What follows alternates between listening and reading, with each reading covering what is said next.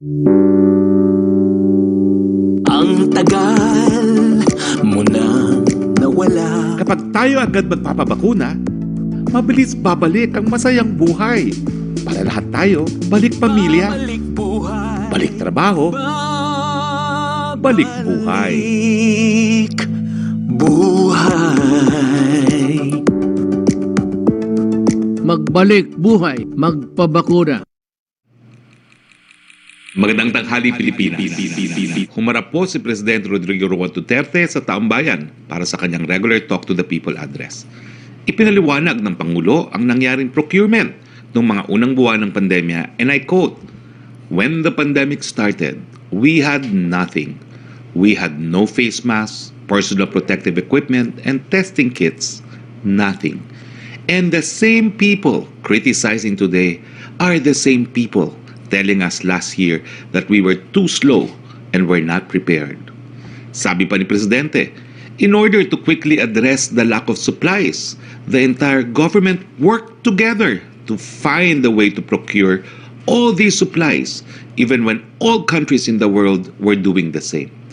The emergency procurement process needed to be resorted to get what we needed quickly because people were dying. Ganun po yun. It was for the protection of the people. Dagdag pa ng Pangulo, and I quote, "The IATF and the NTF proposed that other agencies assist the DOH in the procurement." Yun nga, OCD and DBM Procurement Service, bakit? Hindi nga nila kaya lahat. Hindi nila kaya ang magbili ng mask, pati itong equipment, sila pa ang maghahanap para rito. Wala silang manpower. They would need other departments and other agencies, organs of government to really function. Kung sabihin mo, ikaw lang ang departamento, you are not an island by yourself. Binigyan diin ni Presidente, and I quote, "The process of emergency procurement is consistent with our existing laws such as RA 9184 and other relevant procurement policy and other support of RA 11469 or Bayanihan to Heal as One Act." Ano bang nakasaad sa RA 11469 or Bayanihan 1? Basahin natin ang Section 4 on Authorized Powers. Binigyan ng power ang Presidente to undertake procurement of the following as the need arises in the most expeditious manner as exemptions from RA 9184 or the Government Procurement Reform Act, goods which may include personal protective equipment such as gloves, gowns, masks, goggles, face shields, surgical equipment, supplies, laboratory equipment, and its reagents, medical equipment and devices, etc. Ano naman ba yung nakasulat dun sa RA 9184? Well, nakasulat po doon na po pwedeng magkaroon ng emergency negotiated procurement. So yung kailan po yung emergency cases? In case of imminent danger to life or property during a state of calamity or when there is the essence arising from natural or man-made calamities. Kaya nga po tayo nagdeklara ng state of calamity because of the pandemic. At kapag meron pong emergency, po pwedeng magkaroon ng negotiated procurement. Procurement of goods, infrastructure projects, and consulting services whereby the procuring entity directly negotiates a contract and with technically legal and financially capable suppliers. Pero, bagamat meron nga po niyan, nag-proceed pa rin po tayo na humingi tayo ng mga quotes para sa mga pinakamumurang mga PPEs. At ang nakita nga po ng PSDBM noon ay mga 1,700 ang PPE. Overpriced ba raw po ito? Hindi po. Kasi yung mga panahon na yon, biglang ang lahat ng bansa ay naghahanap ng PPEs. Sa katunayan, pruweba na hindi po ito overpriced. Magkano ba ang binili? Magkano ang PPEs? Magkano yung presyo ng PPEs na binili ng Aquino administration? Papakita po namin. Dokumento po ito. 1,700, sabi nila, overpriced. Ang binili ng administrasyon ni Presidente Aquino, 3,500. Kailan? September 28, 2015. Matter of days bago bumaba sa pwesto ang Aquino administration. Magkano binili na ng PPE? 3,800. June 23, 2016. Ilang araw bago bumaba sa pwesto? 7 araw bago bumaba sa pwesto. Alam niyo po, sabi nila, pag ikaw nagduro, apat na daliri ang nakaturo sa inyo. Ganyan po ang nangyari doon sa di umano overpriced PPE. Senator Drilon, please explain, bakit ang mga kakampi mo doble ang halaga ng binili para sa mga PPEs sa panahon na wala pa pong pandemya? Meron po talagang kumita, hindi po sa administrasyon nito. Punta naman po tayo sa balitang IATF.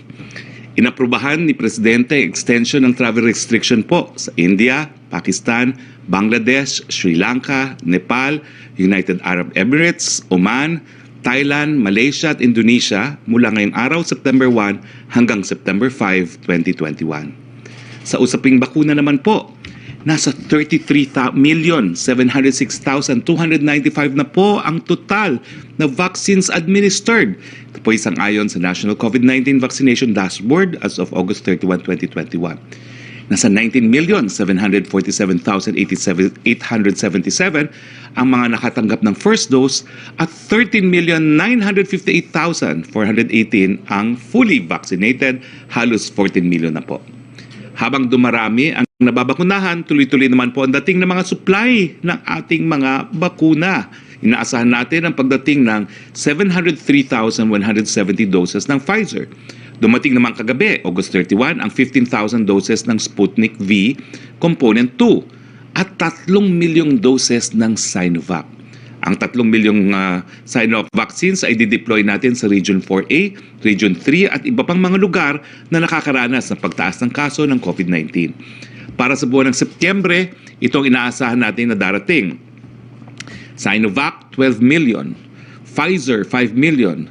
Moderna, 2 million. AstraZeneca, 1 million. Sputnik, 1 million. Ang donasyon po ay 1 million at galing po sa COVAX facility, 3 million or 25 million doses. Ang inaasahan po sa buwan ng Setyembre. Halina po at magbabakuna. Libre po ang pagbabakuna. Ayon sa DOH, 80% o 8 sa 10 mga pasyenteng may COVID na nasa ospital sa Metro Manila ay walang bakuna o hindi kumpleto ang bakuna.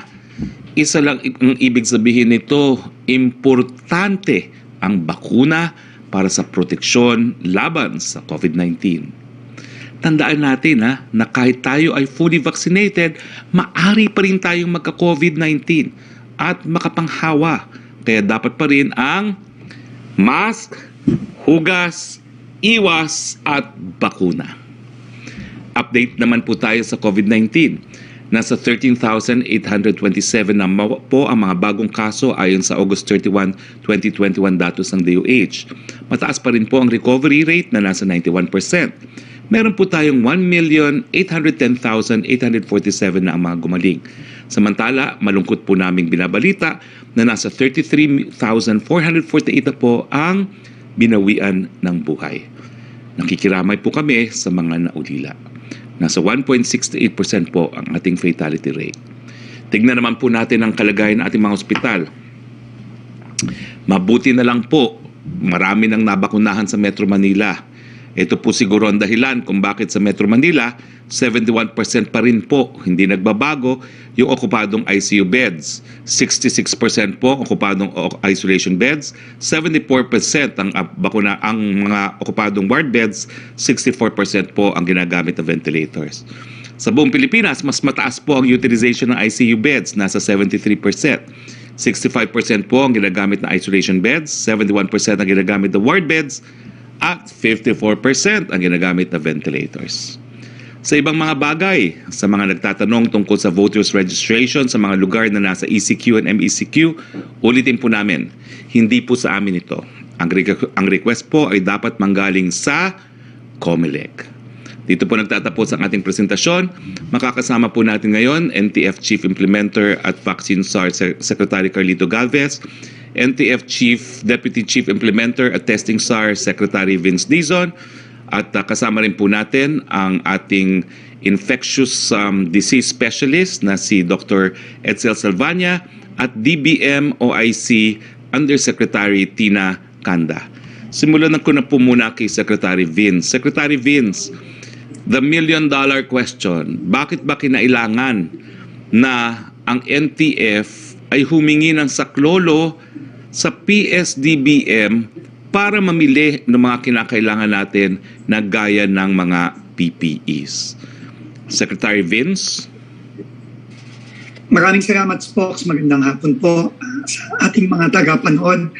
Unang-una po, siguro, Spokes, kung mamarapatin mo, dapat balikan po natin yung sitwasyon nung Pebrero at Marso nung 2020. Alam niyo po, nung Pebrero, alagang-alaga ko pa po dahil ang unang-unang naging malaking problema at hamon po ng ating gobyerno ay kung paano po natin i-repatriate yung mga Pilipino po na manggagaling ng Wuhan at China, nung unang sumabog ang COVID-19 sa China. At yung daang Pilipino na natrap dun sa Diamond Princess cruise line na nasa Japan na nahawa ng COVID-19. Alam niyo po, nung panahon yon, Spokes, maaalala natin, wala tayong isolation facility. Wala tayong paglalagyan sa kanila. Wala po tayong PPEs. Wala po tayong capability of testing. Alam niyo po, naalala ko pa po nung panahon na yon, para lang po mag-test tayo ng COVID-19, pinapadala pa po natin ang ating mga specimen all the way sa Australia kasi po hindi kakayanin ng RITM ang dami ng mga kailangang i-test. At yung New Clark City po ay ginamit pa dahil wala po talagang mapaglagyan ng ating mga kababayan na galing Wuhan, galing Diamond Princess, ay dinala po sa New Clark City dahil wala pong gustong tumanggap sa kanila. Wala pong gustong dahil po takot at hindi ko natin alam kung anong nangyayari sa atin dito sa napakabigat na hamon na hinaharap natin. Alam nyo, Spokes, madaling makalimutan yung mga panahon na yon, pero alagang-alaga pa po namin ni Secretary Galvez, ni Secretary Duque, ni Secretary Lorenzana yon. Dahil po ang marching orders po ng ating mahal na Pangulo is kailangan bilisan po ang response. Kailangan pong bilisan dahil ang mga kababayan po natin ay nagkakasakit at namamatay. Dahil hindi na po tayo pwede maghintay, at hirap na hirap po tayo. Kaya po ang marching order ng ating Pangulo noon ay whole of government approach. Kailangan po magtulong-tulong ang lahat ng ahensya ng pamahalaan para bilisan ang pagbili ng mga mask, PPEs, testing kits, pagpapagawa ng mga isolation facilities at lahat po ng kinakailangan para pandemic response. Kaya po, yun po ang naging desisyon ng NTF na lahat po na pwedeng makatulong tulad ng OCD, tulad ng DBMPS ay kailangan tumulong na at tulungan ng ating DOH dahil hirap na po ang ating DOH noon. Naalala ko pa po, gumapit po si Sec Duque sa amin para po tumumingi ng tulong para i-house yung mga darating galing Wuhan, yung mga darating galing Diamond Princess. Hindi po makahanap ng lugar para sa kanila. Ang mga ospital po natin, a few weeks later, halos pupuno na dahil nagkaroon na ng local transmission ng COVID-19. Naalala ko po yung mga dami ng mga namamatay sa East Avenue Medical Center. Kinailangan po nating kumuha ng mga reefer vans, magrenta ng mga reefer vans, na kailangan para tulungan ang ating mga ospital. And siguro po si Secretary can talk more about it. Pero yung ating pong mga ospital, kung maalala po natin, wala pong makuwang mga PPEs noon.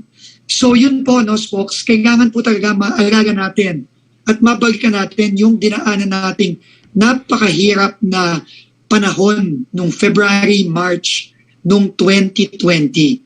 At ang marching order po, ulitin ko, ng ating Pangulo, whole of government approach, magtulong-tulong po ang lahat, pati po ang private sector, tinap po natin para pong mabilis na mabili at ma-source itong mga much needed na supplies at equipment na kinakailangan natin sa pandemic response. Maraming salamat, Secretary Vince. Secretary Galvez, bilang Chief Implementer po, no, pwede nyo ba hong susugan yung mga nabanggit ni Secretary Vince Dizon? No? Gaano pong kahalaga na ang PSDBM po ay natalaga para mag-bid out ng mga pangangailangan laban sa COVID-19? Una-una sa lahat, nakikiramay po ako sa pamilya po ni Mr. Carmelo Melo Acuña, na miss natin siya kasi spokes na pagka nagkakaroon tayo ng Zoom, kasama siya dito sa ating Zoom, at kami po nakikiramay kay Sir Melo Acuña, and we missed you. Yung sa context po ng dapat tama nga po yung sinabi niyo po, Sir Spokes at saka Sir Vince, na dapat makita po natin ang context. Anong araw po na yun, natinlaga po ako na Chief Implementer. Isa po sa binigay po na sa akin ng ating mahal na Presidente is humanap tayo ng PPE. So yung whole of nation approach, inan namin po yun kasi sinama po namin ng mga private sector. Sinama po namin ng lahat ng mga ospital. And then talagang in-evaluate po namin. Ako mismo po akong gumawa ng tinatawag na naming logistic evaluation ng DOH. At nakita namin nung nagkaroon kami tinatawag na sa assessment sa capability ng DOH. Nakita namin talagang kailangang tulungan ng DOH. Kasi pumunta nga po kami Yusek Tong-an doon mismo sa DOH. Takot kami pumunta sa DOH kasi almost half of the DOH family has been infected those times. And then tinignan din po namin ang RITM, yung capability to procure, at saka yung logistics na system ng cluster ng DOH. Nakita namin talaga na kulang. So, tulog kay Secretary Lorenzana na kung pwede yung warehouse ng DOH mailagay doon sa OCD. At matulungan din po ng OCD at ng PSDBM ang pag-procure kasi yung procurement po ng DOH is limited lang sa mga pangangailangan sa araw-araw. Ito yung nakita namin na napakalaki ng magnitude. Actually, spokes, tumulong pa nga si Senator Pia Cayetano sa amin kasi meron siyang expert about yung sa PPE. Kinompute nila yung buong hospital ng buong Pilipinas. Noong una, ang aming estimate is only 3 million. Sabi ni Ma'am Pia, Charlie, you have to look at the possibly na 16 million kasi meron siya computation per day na consumption. And we saw the merit na present ni Senator Pia. We really thank her. Kasi naging perspective namin, naging malawak yung perspective namin. So, kaya lumaki yung requirement ng PPE. Na yung PPE namin requirement previously is only 3 million. Lumaki ng 16 million kasi yung mga PPE po ng mga private sector, ng mga private hospitals, kailangan din namin i-cater kasi wala rin po talaga sila mabili. Spokes, tama po kayo na yung price po na 117, napakababa po noon dahil kasi yung mga private hospitals at mga public hospitals gusto po sumama sa amin na mag-bidding doon sa PSDBM dahil kasi nakita niya sabi nila napakataas noon namin. Yung ibang mga hospital kinukuha nila 2.5. So nung panahon sabi nga namin huwag na kayo mag-alala kasi meron na kaming bibilhin. So kami na bibili ng lahat ng mga gamitan niyo kasi yun naman po ang utos ng ating mahal na Presidente na na bigyan ang lahat ng mga hospital ng PPE. So I can assure you yung PPE talaga yun yung ginamit natin. Yun ay ginamit natin, binigay namin sa PGH. Tuwan-tuwa ang mga taga-PGH spokes kasi nakita na first time na makasuot ng ganon na merong heat shield at saka talaga pong protected sila. Nung nagamit po ng mga hospital po yung PPE po na yun na coming from China ay talaga pong natuwa po sila kasi po ang kanilang casualty ratio. And at the same time, humingi po kami ng tulong sa mga diplomatic corps nung time na yon na kung saan po talaga makakuha tayo.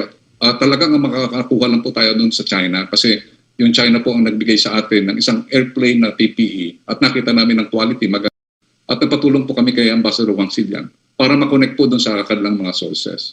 Yun po ang totoo na talagang panahon na yon kung kukuha tayo ng 3 million na PPE in a specific time period na only 1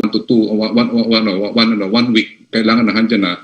Yun lang supplier na yun ang nag-qualify at nakita namin spokes talaga na yung price talaga is very decent ang price kasi 8 sets po yun, talagang medical grade at yun po ay talagang nakakatulong para at least hindi po ma-infect ang ating ma-compromise ang security ng ating mga healthcare workers. Yun lang po spokes.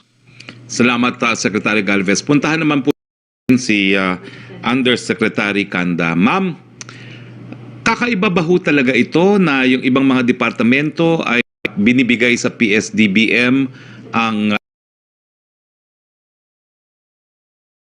at pangalawa, ano ba ho talaga yung mga binibili ng PSDBM para sa iba't ibang mga departamento?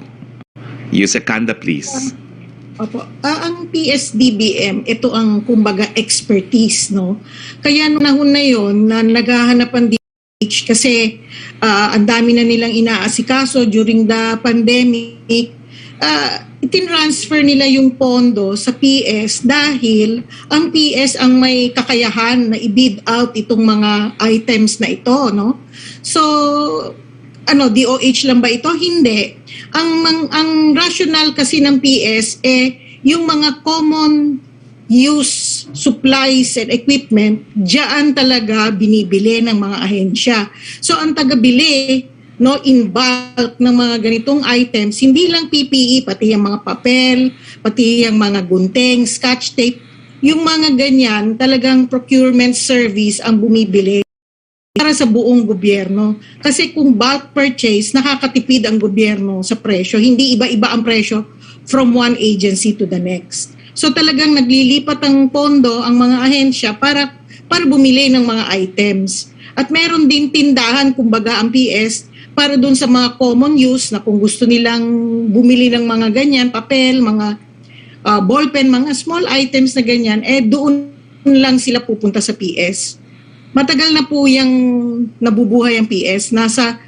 Kung di ako nagkakamali, panahon pa po ni President Marcos nung na-create po ang procurement service. Okay, maraming salamat, Yusekanda. And finally, si Dr. Salvania.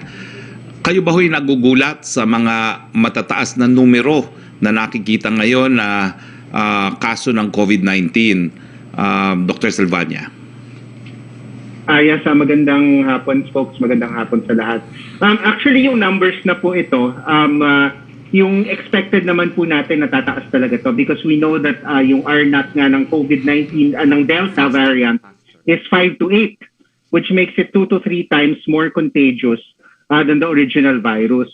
So kaya po talaga tayo nag-lockdown ng maaga nung August is because we expected na tatama talaga tong tinatawag nga natin na tsunami of cases, and our healthcare system was bound to be overwhelmed unless magawa natin yung pagbabakuna ng malawakan. Dahil yung pagbabakuna po, we can bring down yung need for hospitalization by 90%. And so even if the number of cases is very high, the number of people who will need hospitalization is much lower, and so hindi ma-overwhelm yung ating healthcare system.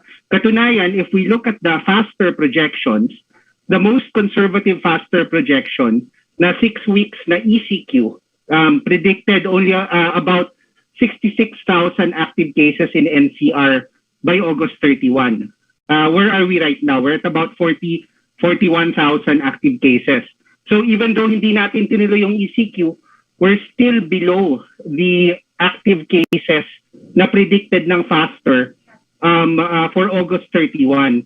And that is, I think, a minor miracle because yun nga, nagsarado tayo na maaga, 54% lang yung healthcare utilization natin at that time.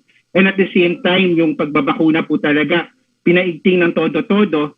And one other thing that supports this is that the proportion of severe plus critical, which was 2 weeks ago at 2.8%, is now down to 1.7%. And alam ng Delta, dapat mas nakakahawa, mas nakaka-cause ng serious illness. The fact na bumaba pa yung proportion ng severe and critical, the only reason for that is the widespread vaccination campaign, lalong-lalo na dun sa Metro Manila. So even though nakakabahala talaga, madami yung cases, nag-peak tayo ng 22,000, hopefully peak na yon, but it can stay higher for a few more days. Ang nakikita naman natin sa trends, magpipeak nga first, second week of September, but based on faster projection na kung ECQ na 6 weeks, August 31, dapat 66,000 active cases tayo in NCR, and right now we're at about 41,000.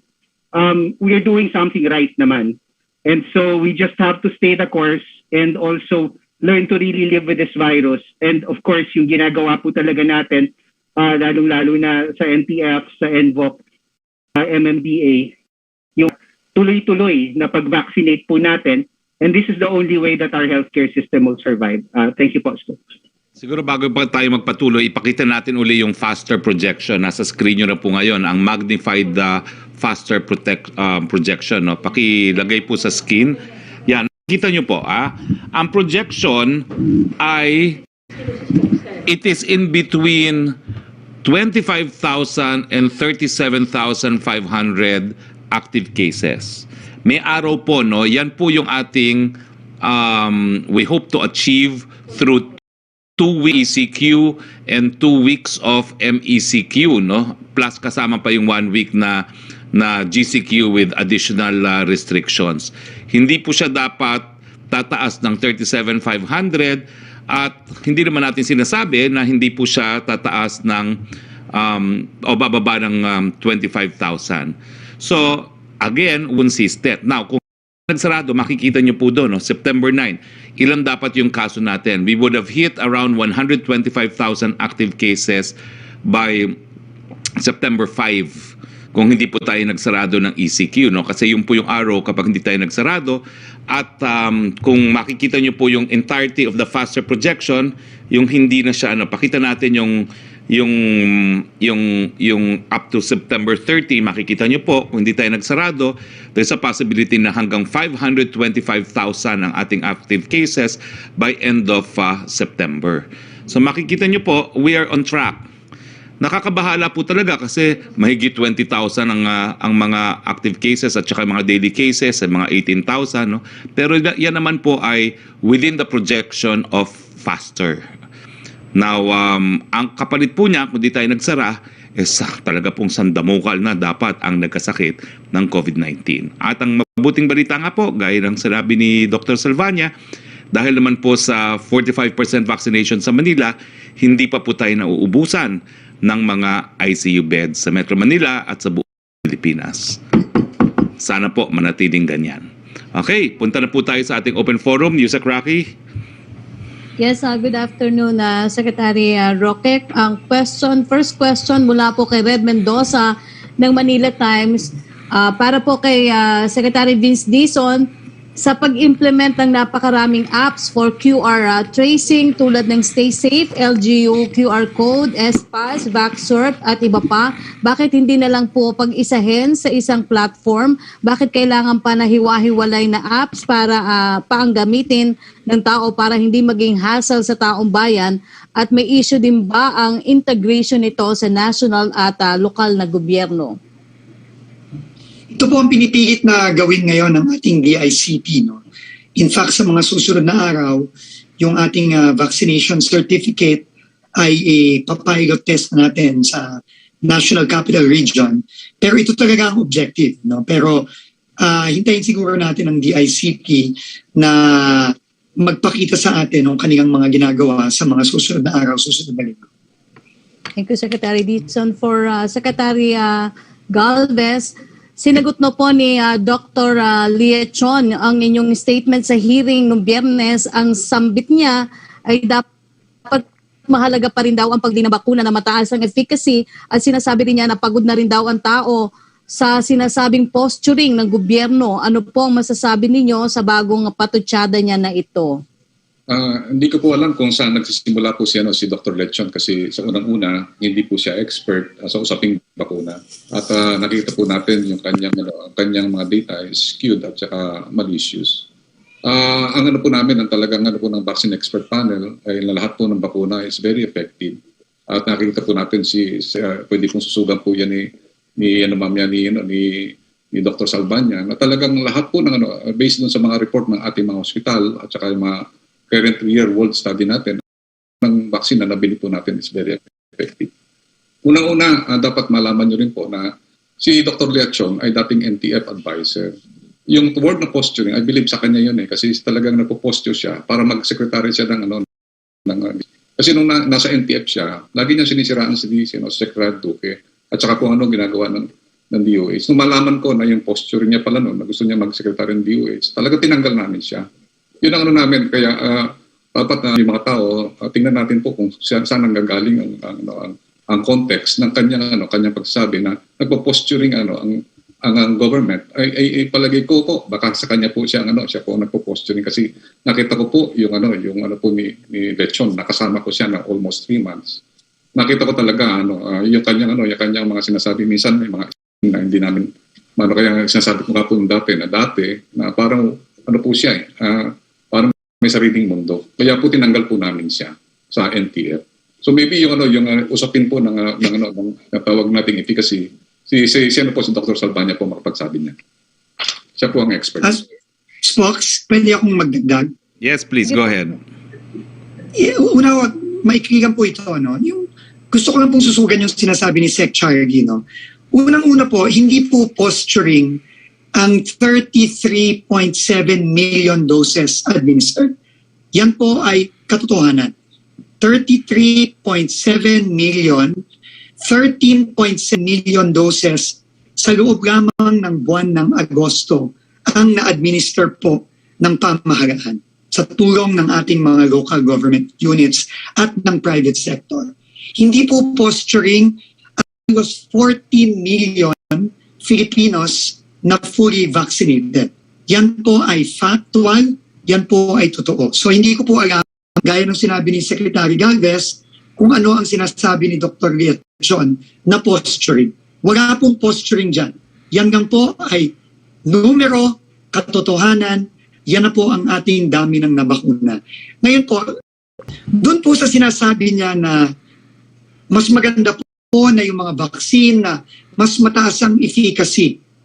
Ang paulit-ulit po sinasabi ng ating mga eksperto, ang best vaccine ay ang vaccine na available. Ang best vaccine ay ang vaccine na nakaturok na sa ating mga braso. Ngayon po, kung assuming po si Secretary Galvez ay hindi po umorder ng iba't ibang mga bakuna sa ating current portfolio, tulad ng Sinovac at iba pang mga bakuna, tingin niyo po ba aabot po tayo ng 33 million doses administered? Tingin niyo po ba aabot po tayo ng 10 million fully vaccinated Filipinos ngayon, given na yung supply ng mga Western vaccines ay napakahirap makuha? Yun po ang tanong natin kay Dr. Liachon. Kung siya po siguro ang nagdesisyon, baka po ang nabakunahan natin ay 1/4 pa lang ng mga numero natin ngayon. Ano po ang mas maganda at ano po ang mas masama? Yun po ang tanong natin sa kanya. Wala pong posturing dyan, folks. At siguro, maraming salamat po. Idadag na rin, Yusek Roque, na kahit anong bakuna po ang itinurok, nagpapakita po sasalba ng buhay dahil lahat po sila ay talagang nagpiprevent ng seryosong kaso ng COVID at syempre po nagpiprevent ng pagkamatay. Kahit ano pa pong bakuna yan. Folks, pwedeng dagdagan ko lang yung latest efficacy data, lalong-lalo na po sa China. Go ahead, Dr. Salvania, dahil kayo po ang tunay na expert. Yes po. So actually, yung sinasabi nila na walang datos para sa Delta, ito na may lumabas na pong datos galing sa China. Nung nagkaroon po sila ng outbreak doon sa China ng Delta, na na-trace naman nila lahat, ang latest data is 77% efficacious ang Sinovac against pneumonia, and it's 100% effective against severe illness. 100% po ang fully vaccinated ng Sinovac. Wala pong kinailangan i-hospital na yung severe po talaga yung na kailangan bigyan ng oxygen. Nagkaroon po ng pneumonia, ang efficacy po niya ay 77.7%, pero yung severe illness talaga 100% effective po sa kanila. Wala pong nagkaroon ng severe pneumonia na nahawa ng Delta na nagkaroon ng full vaccination ng Sinovac po. So it's a very effective vaccine against Delta. Opo. Doc Edsel, tanong pa rin po naman sa inyo ni Red Mendoza. Nagsabi daw po si Dr. Jean Solante sa isang interview about possible waning immunity sa bakuna. That is why he was personally suggesting to consider the use daw po ng boosters for healthcare workers and vulnerable individuals. Dapat bang matakot ang mga tao sa possible breakthrough infection ng COVID, lalo na yung mga vulnerable ng individual? Yes, si Roque. So actually, active naman yung discussion tungkol dito sa boosters. And ang nakikita natin sa boosters, ang nagwi-wane talaga yung protection against clinical disease. Ibig sabihin, magkakasipon ka, magkakalagnat, and yung transmission. Dahil yun po yung related sa antibodies. Pero yung related po sa T-cells na nagpro-protect sa atin from severe disease, tuloy-tuloy po yun. Hindi po kailangan yun ng booster. Now, yung mga healthcare workers na pwedeng makahawa ng iba and you want to try to get preserve as many of our healthcare workers as possible, pwede pong pag-aralan yun kung mapapatunayan na yung boosters talaga ay significant yung nadadagdag na protection. Kasi sa ngayon, ang problema is itong vaccines natin are designed against the old virus, yung kinaunahang virus pa. Puro variant tong tinitingnan natin ngayon. Now, yung antibodies, they don't work very well. So kahit i-boost mo siya, mataas na level, pero it's not very good. Ang nangyayari ngayon is itong mga Moderna, Pfizer, different vaccines, Astra, gumagawa po sila ng tweaked na vaccine. Ibig sabihin, specifically designed for these new variants. So in other words, yun talaga ang mas likely na makapagdagdag ng protection in terms of transmission and clinical disease. And these are already in clinical trials. Now, kung hindi natin mahintay yun at kailangan talagang i-boost, hintayin po natin yung datos at kailangan din baguhin yung EUA. Pero alam kasi natin, yung pinakamagandang effect ngayon ng vaccines natin is to protect people from severe disease. And the more people are protected, the better. So pag-aralan po natin yun, but alam natin po, the more people that we vaccinate now, the less burden it will be on our hospitals. Thank you, Okay. Dr. Edsel, Secretary Roque. Thank you very much. Yusek, punta tayo kay Mela Lesmoras, please. Hi, good afternoon, Secretary Roque at sa ating mga panauhin. Secretary Roque, unang pong tanong, follow-up lang dun sa inyong opening statement na sinagundahan ng ating mga kalihim. Sa ngayon po, Secretary Roque, once and for all, ano po yung assurance natin sa publiko pagdating sa mga government procurement at paano kaya matatapos itong sagutan nga ng Malacanang at ng mga senador? Sa tingin niyo po ba kailangang humarap pa si Pangulong Duterte sa Senate inquiry para matuldukan na itong isyong ito? Matatapos lang po yan sa eleksyon. Desperado pong oposisyon, no? Gumagawa ng issue laban sa administrasyon, maski hindi naman po magre-re-election ng ating presidente. Pero siguro ginagawa nila ito para hindi ma-8 diretso ang kanilang mga senador ngayong taon na ito, no? Pero malinaw po yan. Kung ang administrasyon nakakampi ni Senator Drilon, Senator Ontiveros ay bumili ng PPE na wala pang pandemya at 3,500%, bakit mo pupulaan ang Administrasyong Duterte na sa panahon ng pandemya ay bumili ng kaparehong PPE na 1,700 pesos? Kung hindi po politika ang dahilan, bakit sila gagawa ng ingay sa 1,700 kung ikukumpira sa 3,500? Wag po tayo magpadala sa mga politikong maagang namumulitika.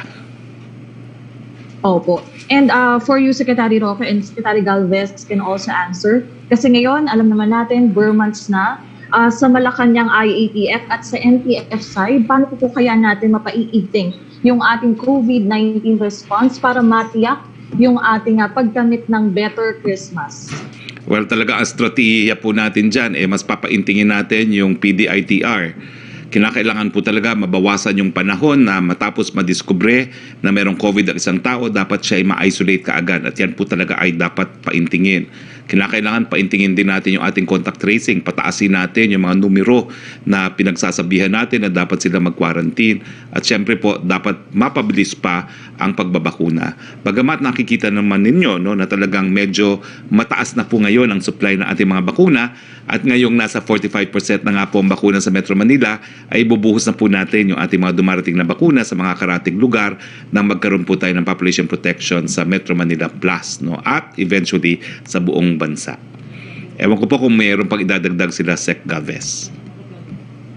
Yun nga po, ang ano po, sinabi nga po ni Spokes na talagang paigtingin natin yung vaccination sa ngayon. Talagang kami po ni Sec. Vince ay talagang pinupukpok na po natin ang mga regions para tumaas po ang ating vaccination this coming days. And we are negotiating aggressively na para mapataas yung level ng ating mga deliveries. At kami po ay mayroon po kami mga negotiations na gagawin sa Pfizer, Moderna, para ma-accelerate po yung mga deliveries po natin. At least makuha po natin yung another 114 million by end of the third quarter and fourth quarter. Opo. And for my final question, Secretary Roque, maybe DBMOIC Kanda can also add about this po. Patanong lang ni Karen Villanda of PTV, nagsagawa po ng protesta ang mga healthcare workers ngayong araw para ipanawagan ang pagbibitiw ni Health Secretary Francisco Roque III. Gayon din ang pagtanggap pa rin nila ng mga benepisyo pa na kailangan nilang matanggap. Ano pong reaksyon dito ng palasyo? And just to be clear, may paliwanag, pwede po bang maipaliwanag pa rin ng DBM yung about dito sa benefits for healthcare workers? Well, karapatan po ng lahat ng mamamayan na ipaharating ang kanilang damdamin, no? At syempre po, yan ay protektado ng saligang batas. Pero yung ating tinatawag na special risk allowance, yan po ay nai-release na. No? Nagkaroon po ng counting delay dahil nga po dun sa pagsusumite ng mga pangalan sa hanay ng mga pribadong hospital. Kasi yung special risk allowance ay binigay po ng Kongreso sa lahat ng health workers, hindi lang po sa panggobyernong mga health workers. No? Yung iba pang mga benepisyo naman po na nakasaad sa batas, lahat po yan ay ibibigay. No? Pero ang issue rin po is sa natin kukunin, no? Kung kukulang na ang pondo. Pero sa SRA po, tapos na po yan. Perhaps Yusek Kanda can add yung mga ibang benefits po na hinihingi nilang ma-release gaya ng mga meal allowances, no? If you have any information on this, Yusek Kanda. Yes, spokes. Ang meal allowance kasi at saka transportation, no, is supposed to be, meal accommodation and transportation, supposed to be charged yan against DOH budget. Yan ang malinaw doon sa nakasaad na approval galing sa Office of the President. Kanya lang, sa sobrang laki at dami ng claims, ang sabi namin sa DOH, nakipag-usap si Secretary Duque na pwede bang releasean yan? Sabi namin, sir, papaklear po namin yan. Pero in the meantime, hinighlight din namin sa DOH saan nila pwedeng kuhanin yon in the meantime. Ang requirement kasi for this purpose is something like 13 billion pesos. So medyo mahirap na i-accommodate yan sa loob ng budget ng DOH. So, yun ang aming pero tama si Spokes na yung SRA, so far, naibigay na at na-distribute na sa mga ospital. Yung actual grant na lang siguro dun sa mga taong entitled, yun ang entitled dito sa allowance na to, yun yung hindi pa nagagawa. Okay, maraming salamat po Secretary Roque at sa ating mga guests. Maraming salamat, Mela. Punta tayo uli kay Yusek Roque, please. Yes, Secretary, tanong ni Jampun Sala ng ABS-CBN Online. You earlier said the Philippines is on track as long as the daily tally of new COVID cases stays below 20,000. We logged 22,366 cases on Monday. Does the palace find this worrying? What happens now? Will we change our game plan and how soon can we do so? Jam, same answer kanina, no? Binigyan naman namin kayo ng kopya ng faster projection. Actually, pinag-usapan pa yan if I should make this public. Sabi ko, wala naman tayong tinatago. Kaya naman tayo gumagawa ng desisyon dahil sang-ayon dito sa projection nito, if we have 2 weeks of ECQ, 2 weeks of MECQ, ganito mangyayari. So makikita nyo naman, siguro hindi malinaw sa inyong mga television screen, pero ito po ay nasa sa Facebook page din ng aking tanggapan. Makikita nyo po. The projection is anywhere from 20,000 up to 37,500. Okay, so it's a range. Kung titignan nyo po yung orange line na nasa ibabaw ng green line. At nandyan pa rin po tayo. We are still on track. Yan po talaga yung inasahan natin given yung 60% increased transmissibility ng Delta variant. Pero again po, nandyan din po yung ating projection na kung hindi tayo nagsara na mas maaga, by now, we would have at least mga 125,000 cases per day. Diba po? So makita nyo po, we're on track. Pero hindi po natin sinasabi na kinakailangan magpabaya na. No? Hindi po. Napakataas pa rin po nitong numerong ito. at hindi pa rin sapat yung mga nababakunahan natin mga kababayan. So kailangan mask, hugas, iwas at bakuna pa rin. Second question po niya, a group of health workers say that if President Duterte was able to raise daw po the salary of policemen, maybe he could exercise the same political will to double the salary of medical frontliners. Is this possible before the President steps down? Jam, nagawa na yun. Na-implement na po ng Presidente yung decision ng ang nurse decision na itinaas po ang salary standardization scale ng mga starting nurses, no? Nagawa na po niya. Ang starting salary po ng nurse ay hindi na po nagkakalayo sa starting salary ng police o ng sundalo. Ang problema dyan sa private sector. Kasi malaki yung diferensya ng sweldo ng gobyerno na nakabase sa salary standardization at saka doon sa mga pribadong hospital. Alam mo, pinag-aisipan ko yan bilang abogado at dating mambabatas. Hindi naman kasi po pwedeng mag-provide ng well, hindi ko po alam kung hindi po pwede, pero ito po dapat pag-aralan nga ng ating mga kongresista at senador kung po pwede magkaroon ng minimum wage para sa mga medical frontliners, no? Ang hirap po kasi diyan, meron tayong equal protection of the law, no? Na kapag tayo nag-minimum wage, dapat applicable lahat, hindi lamang sa frontliners. Hindi ko po alam if it can be justified na magkakaroon ng minimum wage for medical frontliners because it is based on genuine distinction. So that's an open question po para dun sa mga nag-iisip na magpasa ng minimum wage para sa lahat ng medical frontliners. Pero sa ngayon po, nagawa na po yan ni Presidente. Na-implement na po yung ang NARS decision. Opo. Third question mula kay Chris Jose ng Remate Online para po kay Doc Salvania. Patuloy na sumisirit ang bilang ng mga nadidetect na may COVID-19 Delta variant sa bansa. Bukod dito, nakapagtala rin ng DOH ng mga kaso ng Alpha variant, Beta at Theta variant. Dapat po bang maalarma ang publiko sa ulat na ito para sa kaalaman ng publiko ano na po ang pagkakaiba ng mga bawat isa? Right. So, yung Delta actually, we really expected it to take over. Kasi sa US, ang bilis talaga ng takeover niyan eh. 10%, after 2 weeks, 50%, after 2 weeks, 90%. Yung sa atin, actually mabagal na. So, yung ginawa nating border control, gumana po talaga yon. It really extended the time and nakapagbakuna tayo. As I said, you know, it's really our only hope eh. Kasi nakita naman natin yung nangyari sa India, nangyari sa Indonesia. Tatamaan ka talaga ng maraming cases. And the best that you can do is to protect your population and at the same time, try to spread out those cases if you can, lalong-lalo na yung mga severe and critical. We're also, nandiyan pa rin naman yung alpha and beta and we managed that rin naman dati. Pero actually, yun nga yung nag-cause nung peaks natin nung April. Ngayon, it's delta. And again, according to the projections nga, na doon sa ginawa natin, we're still within that actually lower than expected nga. Kasi ang expected dapat even with tuloy-tuloy na ECQ was 66,000 and we're at about 40,700. So hopefully we can continue to manage it. Like I said, we're doing something right and that thing is vaccinating like crazy. And continuing to spread out the cases. We expect the dami pa ito.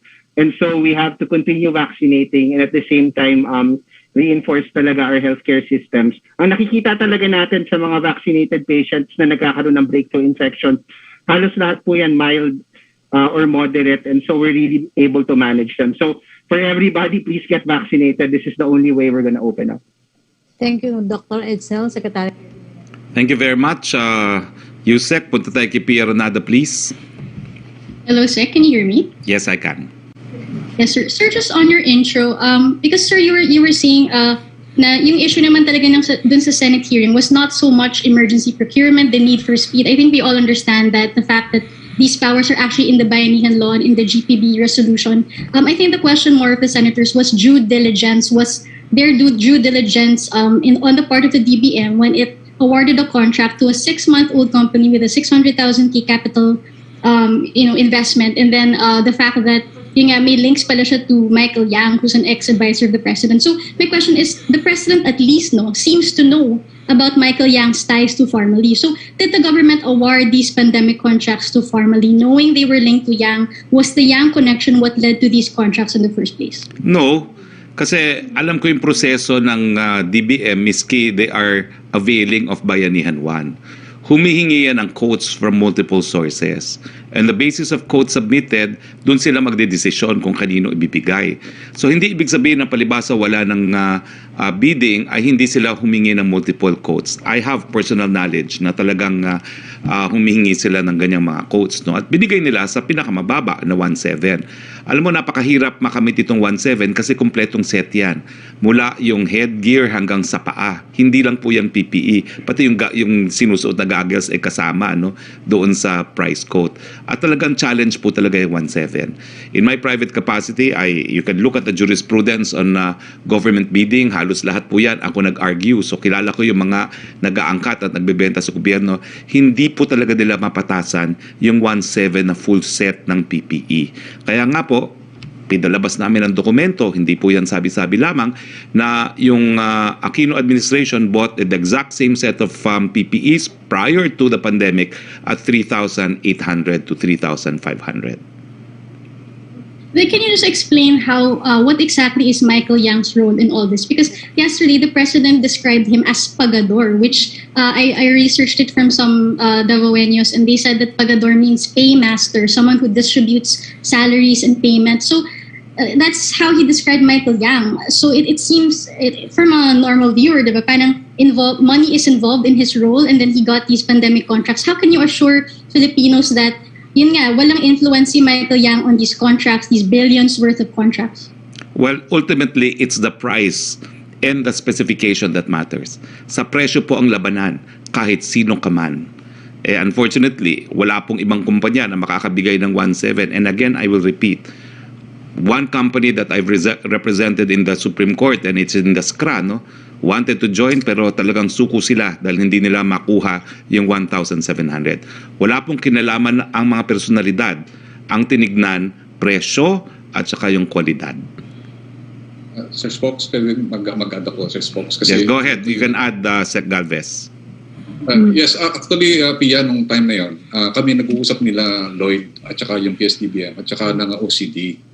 Kaya kasi ang namin, ang directive talaga ng presidente, within 2 days or 3 days. Kaya nga nabigla nga yung taga-PSDBM na within 2 days kailangan ma-produce na namin. So ang tanong namin kaagad kay Lloyd, sino ang pwedeng makapag-produce ng ganitong kalaki ng 3 million at a certain price na ganito? And then kailangan ma-deliver yan ngayon. Yun ang namin kay Lloyd nung sabi namin yon. Sabi niya, sir, titingnan ko. Then ngayon nung nagkakahirapan na kami, humingi kami ng tulong talaga kay Ambassador Wang Silian kung pwede kaming maituro ko saan merong manufacturer. Kasi nag-deliver ang China ng isang eroplano na PPE. Nag-usap kami doon noong panahon na yun, nag-usap kami doon sa NAIA kung paano kami makapag-produce ng ganung kadami. So kaya na-involve ang yung armed forces kasi 2 C-130 ang pinadala namin kaagad doon.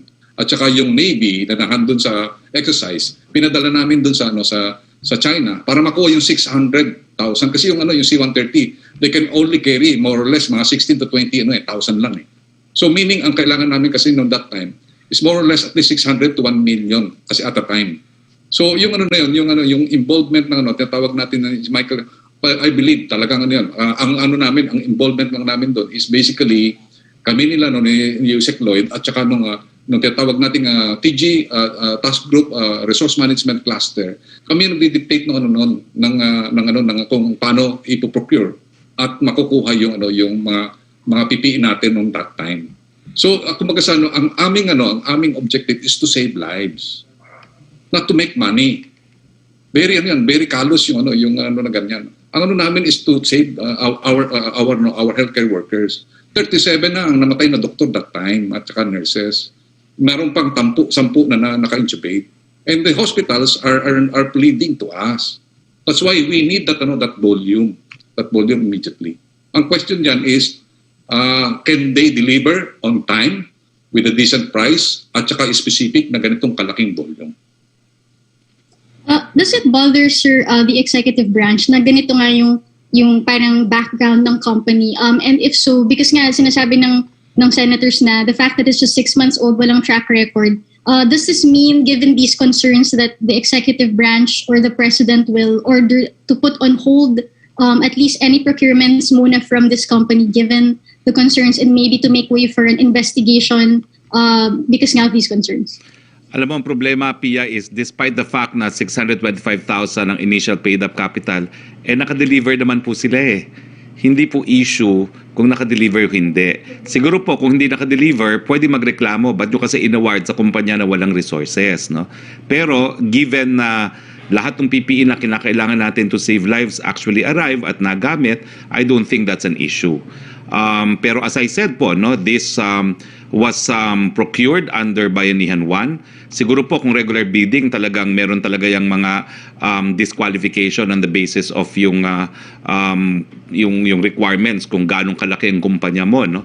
Pero dito po ang talagang pinagbasihan is yung quality, yung specification ng gobyerno at saka yung presyo at kailan makaka-deliver.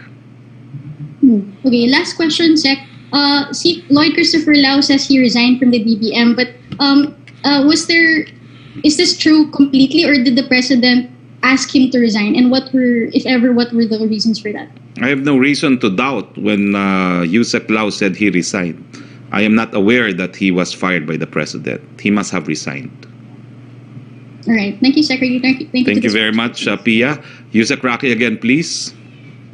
Yes, Secretary, from Chris Jose, Remate Online. Reaksyon sa sinabi ni Senator Lacson na large-scale corruption at hindi lamang plunder ang sangkot sa pondo ng DOH na para sana sa COVID-19 response. Malinaw raw sa pinakahuling pagdinig ng Senado, bilyong-bilyong piso ang nakurakot sa pondong inilaan para sa paglaban sa pandemya. Hindi pa rin ba daw po ito basihan para si bakina ni Pangulong Duterte, si Secretary Duque at hindi nahintayin pa na magbitiw sa pwesto ang kalihim?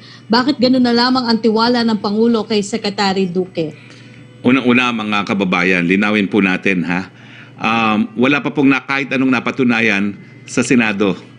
Yung overpricing po ng PPE, hindi po nila napatunayan yon kasi wala naman sila mapakita na sa mga panahon na yon, 1,700 is overpriced. Pero ngayong araw po, pinakita namin yung dokumento na ilang araw bago magtapos ang termino ng nakalipas sa administrasyon, bumili rin sila nakaparehong PPE na halos doble ang halaga, 3,800. So wala pa pong napapatunayan. If at all, ang napatunayan lang po ay yung hindi paggastos ng DOH, pero ito naman po ay halagang hindi naman po nawala. Hindi ko po sinasabi na wala na silang pananagutan dahil hindi nagastos, dahil syempre dapat ginastos naman yan kung naririyan ang pera. Pero hindi po yun pagdarambong, no? Hindi po yung pangrakot ng pondo. At nandyan pa rin po yung pondo. Now, pag sa issue naman po ni Secretary Duque, nagsalita na naman po ang Presidente. Nasa kamay na po ni Secretary Duque kung siya magbibitiw. Kung siya magbibitiw, ang sabi ng Presidente, tatanggapin niya. Pero kung ang gusto ng ilang kanyang mga kritiko ay i-fire si Secretary Duque, sa mata niya, wala pong masamang ginagawa si Secretary Duque, pero kung ninanais si Secretary bumitiw, he will honor and respect that decision. From Lanes Capanti ng GMA News Online, bakit kailangang sabihin ni Presidente na magpapayat si Senator Gordon? Ano ang kinalaman ng pagpapapayat sa investigasyon ng Senado sa allegedly overpriced face mask, face shield, PPE na binili ng gobyerno? I may be spokesperson but I agree, Mr. President, wag mo na sitahin ng katabaan dahil mea culpa, mataba rin ako. Mea culpa, Mr. President. Magpapapayat na rin po ako. Nagpapapayat naman ako, kaya lang sarado mga gym, kaya wala. Tapos, nung panahon pang mag-exercise, pati exercise, pinagbawalan. Ngayon, ang hirap nang bumalik sa exercise, pero susubukan ko po. Magpapapayat din po ako. Opo. From Lanes Capanti pa rin po ng GMA News Online, what is the reason daw po behind the government's failure to meet the target of administering 500,000 doses of COVID-19 vaccine on a daily basis from August 23 to 29 based on data presented by Secretary Galvez? Kasi nga po, go ahead, Sec Vince. Yes. Alam nyo, nung unang-una, napakabigat ng hamon natin ngayon dahil tayo ay nagbabakuna sa kalagitnaan ng pag-surge ng mga kaso. But despite that, nung buwan ng Agosto, tayo ay nakapagbakuna ng mahigit 13 million doses in 1 month. Yan ang pinakamadami nating nabakuna sa loob ng isang buwan. nung nakalipas na buwan, nung July, nakapagbakuna tayo ng 10 milyon. Yun ang dati nating record sa isang buwan. Sa buwan ng Agosto, mahigit 13 million. Yan ay pasok dun sa target ni Secretary Galvez na 12 to 15 million noon na mapapabakuna natin ng Agosto. At nung buwan din ng Agosto, nakapagbakuna tayo ng pinakamadami nating nabakuna sa isang araw. Mahigit 700,000 doses administered in one day. Pero ano ang hamon kapag tayo ay nagbabakuna habang may surge? Ang pinakamabigat kong hamon ay mga vaccinators at mga healthcare workers. Bakit po? Dahil po ang mga vaccinators natin, ang mga doktor natin, mga nurse natin, sa iba't ibang vaccination center sa buong bansa, sila din po ang kinakailangan nating mga healthcare workers na kailangang mag-alaga ng mga may sakit sa ospital. Sila din po ang mga healthcare workers na kailangan nating mag-alaga ng mga naka-isolate sa mga quarantine facility. Sila din po ang mga healthcare workers na kakailanganin natin para mag-swab ng mga iba't ibang mga kababayan nating kailangan test. Kaya ang bigat po talaga, napakahirap po ng ating dinadanas nating problema ngayon. Pero despite po that, nakapagbakuna po tayo ng 13.7 million sa loob ng Agosto, na ang translation niyan ay roughly 450,000 doses on average sa buwan ng Agosto. Ngayon, gusto ba natin na mas madami pa? Definitely, gusto natin. Kaya ngayon, ang ginagawa po natin sa tulong ng CHED, sa tulong ng DOH at ni Secretary Galvez, ay sinusubukan nating ma-harness ang mga estudyante sa medical schools. Ang mga fourth year, yung tinatawag nating medical clerks, at mga interns natin or yung mga fifth year. So, sa aking pagkakaalam, ay tapos na yung guidelines nito na ginawa ng CHED at ng DOH at minamadali na nating ma-approve yan para ma-mobilize na natin itong mga dagdag na estudyante sa medical schools para tumulong sa ating vaccination effort. Thank you, Secretary Dean. Secretary Roque. Yes, punta naman tayo kay Trish Terada, please. Go ahead, Trish. Wala kang audio, Trish. Hi, Spokes. Can you hear me? Yes, go ahead now. Good afternoon po and to all our guests, sir. Sir, just to follow up din sa question ni Pia, no, I understand yung Pharmaly was able to deliver, but how and why did the government trust this business or Pharmaly despite being a new company? And yung tax expert nga po was a tax expert was actually wondering how they were able to secure an importation permit that fast for a new company. What mattered at that time was kung sino makakapigay ng pinakamura, pinaka-high quality at sa pinakamabilis na panahon ng mga PPEs. Hindi naman po ito regular procurement. Lahat po ng punto na rineraise ng inyong tax expert, applicable po yan sa regular procurement. Sa regular procurement nga po, 2 stages yan. Yung pre-qualification at yung bid itself. Yung pre-qualification, dapat lahat ng requirements pati dun sa capitalization ng kumpanya makamit bago mabuksan man lang yung financial proposal ng kumpanya o ng bidder.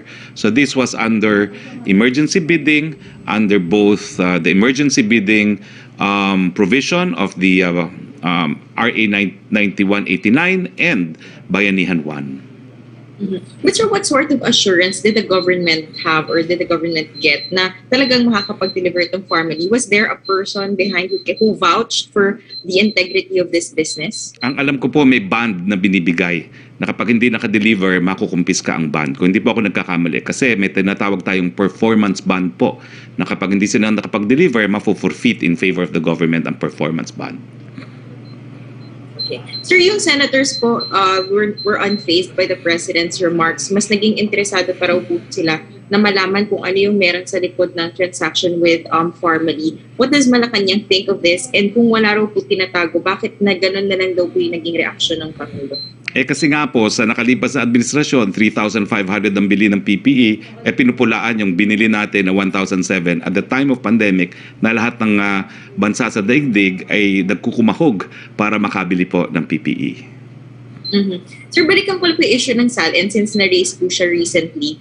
Nabanggit niyo nga po that there's already a process to get the President's SALN, but until now, several media entities, including us, that tried to secure the President's SALN pero wala pa rin pong nabibigyan ng copy. Why not just release the copy of the President's SALN for the sake of transparency, kagaya po ng ginagawa na dati and with previous presidents and now with other government officials as well? Because there's new policy being implemented by the Ombudsman as a constitutional body, and we respect the prerogative of the Ombudsman in this regard.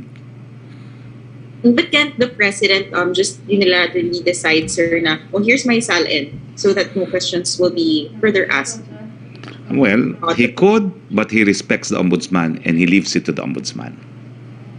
Okay. Sir, just a question po, please, for Secretary Dizon and Secretary Galvez. Pero parang na-exceed ka na ng mga questions mo. Oh, I think you've exceeded. Punta na po tayo sa iba muna, no? Kasi it's 1:14. So thank you very much, Trish. Punta tayo ulit kay Yusek Roque, please. Yes, Secretary, tanong ni Ivan Mayrina ng GMA News. Suppose daw po the other day ni Vice President Lenny, sabi niya, said that with the rising COVID numbers, is it safe to presume that the real number is actually more because we are simply not testing enough?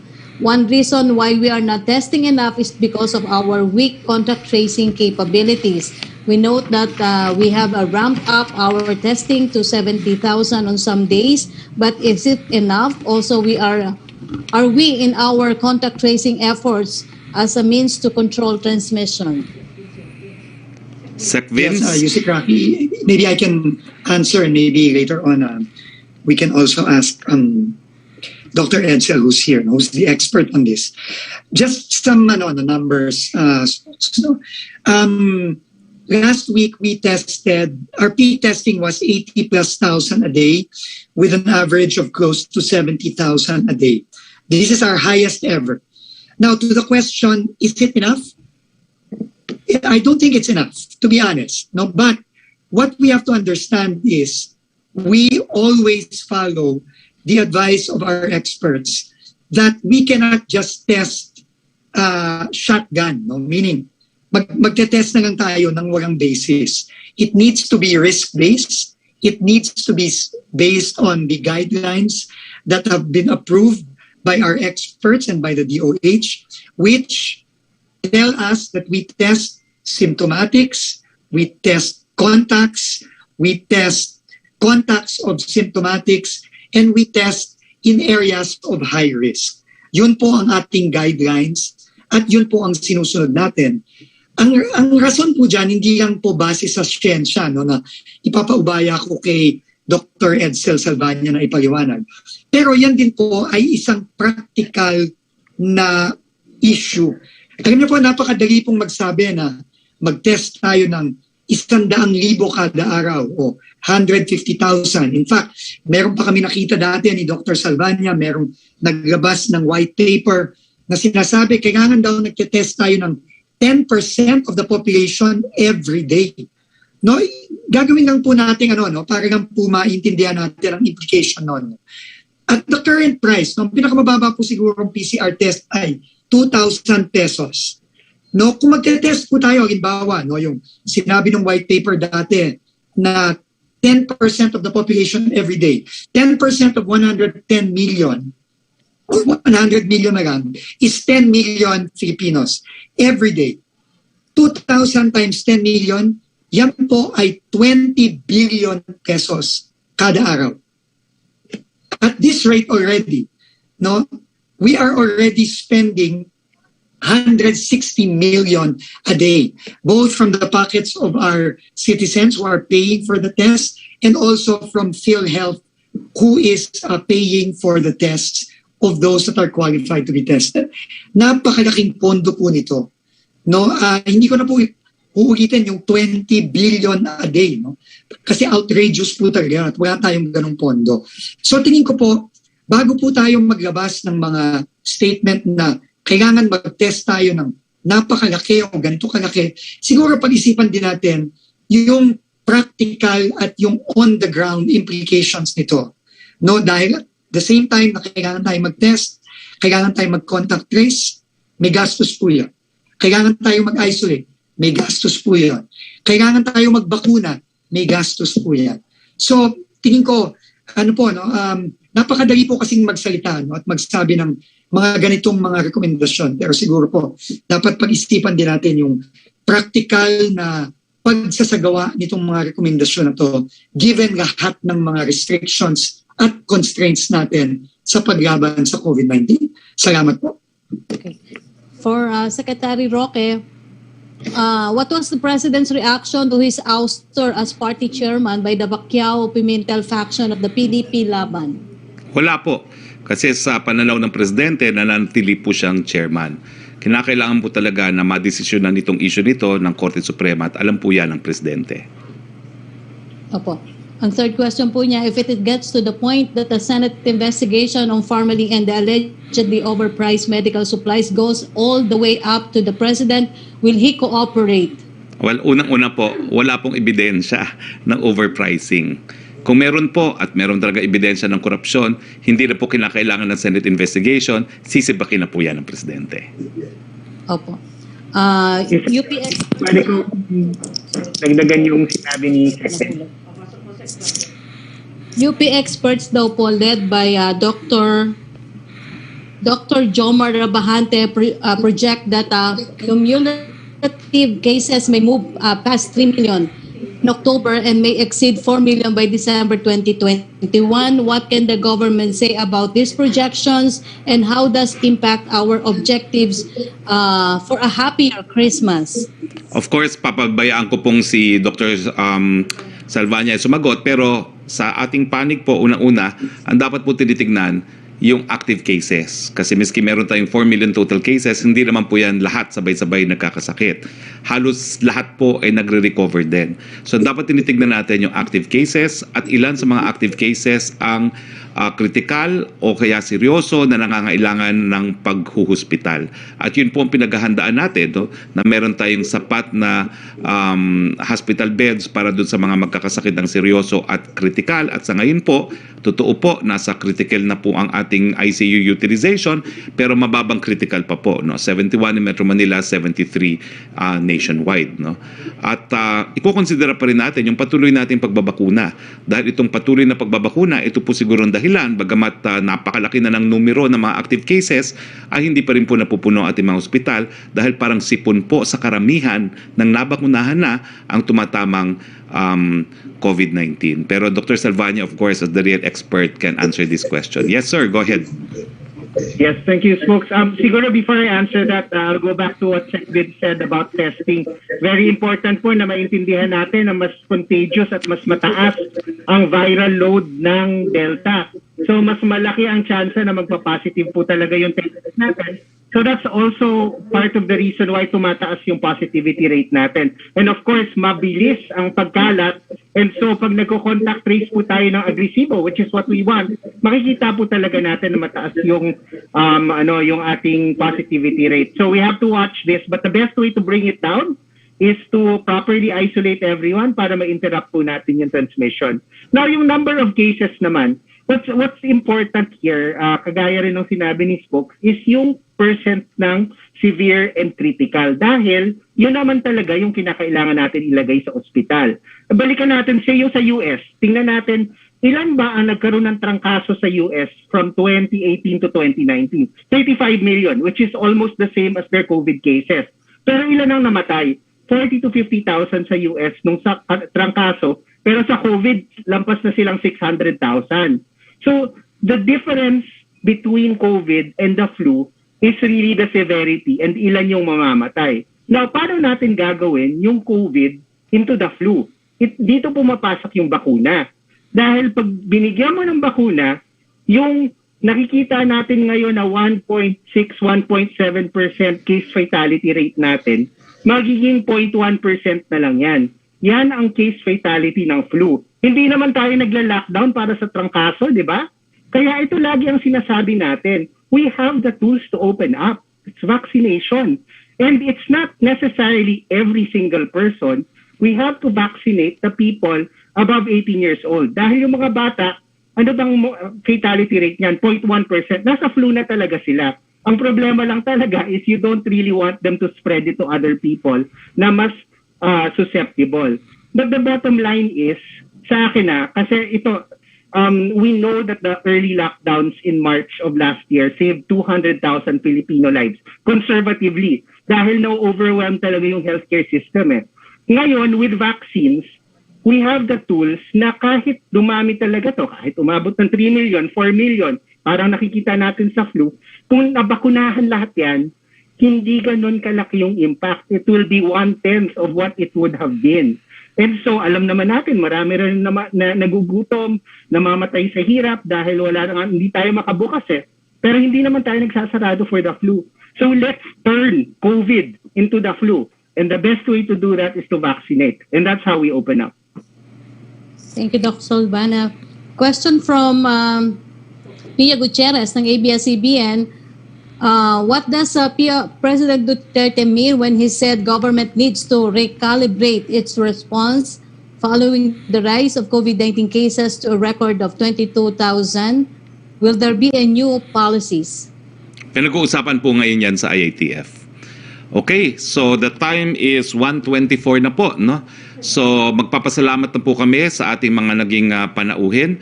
Maraming salamat po kay Secretary Galvez, kay Secretary Dizon, kay Yusek Kanda, at saka kay Dr. Edsel Salvania. Maraming salamat din sa iyo, Yusek Roque, at sa mga miyembro ng Malacanang Press Corps. Nasabi na po kanina ni Secretary Galvez na isa pong kasamahan natin ay pumanaw dahil po sa COVID. Melo Acuña, we already miss you.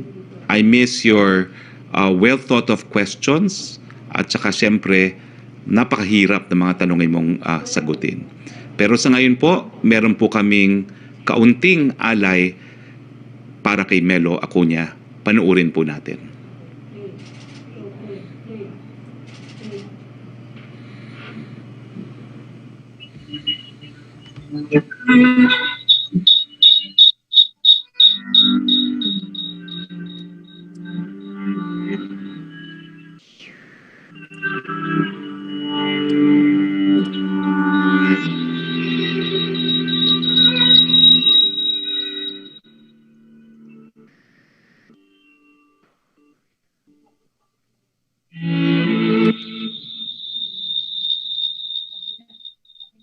Maraming salamat, Melo, and we miss you very much. Magandang hapon, Pilipinas.